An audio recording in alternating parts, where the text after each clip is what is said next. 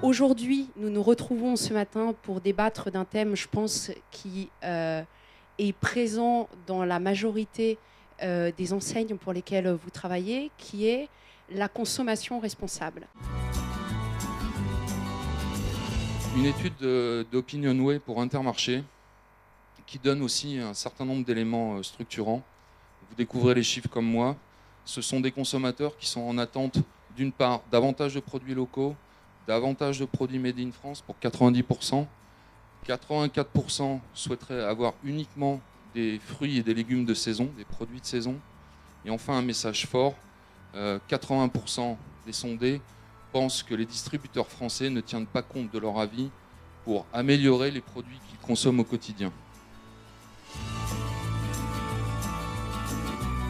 Il y a de plus en plus de nouveaux clients qui, globalement, n'ont pas la connaissance, n'ont pas la culture, mais ont l'appétence et l'envie de comprendre et de savoir.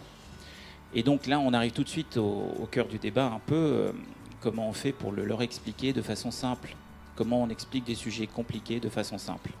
Et ça nous ramène certainement au digital, puisque le digital, c'est un moyen aussi de véhiculer une information un petit peu compliquée de façon plus ludique. On rentre dans un monde de communication, mais aussi de cohérence. J'aime bien les mots en co, donc on les associe. Cohérence et com, je pense que c'est l'avenir des marques. La motivation à l'origine, je crois que c'est d'abord un engagement fort de la direction générale et puis également d'Olivier Bossan qui a été à l'origine de la création de l'Occitane. L'Occitane a vraiment le souci d'être modeste et humble et en même temps on se dit qu'il faut donner cette information aux consommateurs si effectivement ça répond aussi à des préoccupations personnelles. C'est vrai que chez Monoprix, donc on a été très tôt, on a lancé ce type de produit bio-équitable auprès d'un public moins averti que ceux qui fréquentent des enseignes spécialisées. Donc il y avait toute cette dimension pédagogique à avoir pour expliquer qu'est-ce que c'est que le bio, qu'est-ce que c'est que l'équitable, pourquoi c'est intéressant pour la planète ou pour la société, pourquoi c'est intéressant pour vous, consommateurs. Donc aujourd'hui, les clients, ils veulent savoir développement durable, ok, mais en gros, d'abord, conso responsable. Quel est l'impact de l'acte d'achat que je suis en train de faire? Quel est l'enjeu? Quelle est la problématique? Parlez-moi concrètement. Est-ce que c'est responsable de communiquer? Ou est-ce qu'il vaut mieux être responsable et puis que finalement cette communication devienne inutile puisque le positionnement même de l'entreprise fait que le consommateur comprend? Il faut faire entendre sa voix et faire entendre sa cohérence parce que, pour y revenir, je crois beaucoup à l'alignement des marques. On ne peut communiquer responsable que si on est responsable. L'information, effectivement, il y a un premier niveau, je dirais, au-delà d'une communication un peu proactive, qui est de rendre disponible l'information pour effectivement que les consommateurs puissent avoir un acte d'achat qui est éclairé. C'est que de la même manière qu'aujourd'hui, la RSE, c'est pas quelque chose d'accessoire, mais c'est quelque chose de complètement transversal qui doit être intégré par tous les départements. Aujourd'hui, lorsqu'on parle effectivement d'engagement et de responsabilité en termes de communication, c'est pas une communication qui est annexe à côté du reste de la communication, mais c'est quelque chose qui doit infuser l'ensemble effectivement des messages qui sont véhiculés par la marque auprès des consommateurs. On est vraiment dans un phénomène d'accélération. Et franchement, depuis 2010, c'est un critère clairement de fréquentation, de panier, de chiffre d'affaires. C'est indéniable.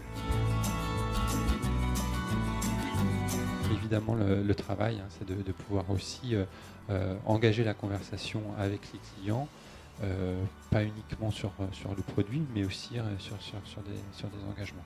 On a une école de formation qui nous permet effectivement de former les équipes à la bio selon Biocop. Donc on a des formations régulières là-dessus. Et l'autre élément peut-être à noter, c'est qu'il faut rappeler que nos salariés de magasin peuvent devenir sociétaires. Par ailleurs, les collaborateurs en magasin posent aussi eux-mêmes beaucoup de questions. Parce qu'ils sont comme tout le monde, ils regardent la télévision et ils voient un reportage sur une usine qui s'effondre au Bangladesh, qui produit des vêtements. D'où viennent nos vêtements, comment ils sont fabriqués, comment on s'assure des conditions sociales de fabrication. Tout ça, c'est des questions que nos clients se posent, mais que nos collaborateurs se posent aussi.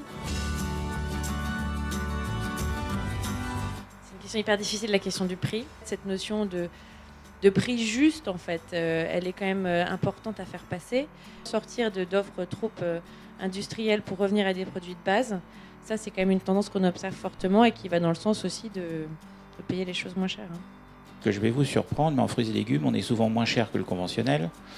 Pourquoi? Parce que le coût des pesticides, un autre combat de Biocop, a augmenté de 300% en 5 ans. Et ça, le consommateur, il le paye. Mais tout le monde court à être plus responsable, plus développement durable, plus bio, plus cohérent. On va vers une période de confusion.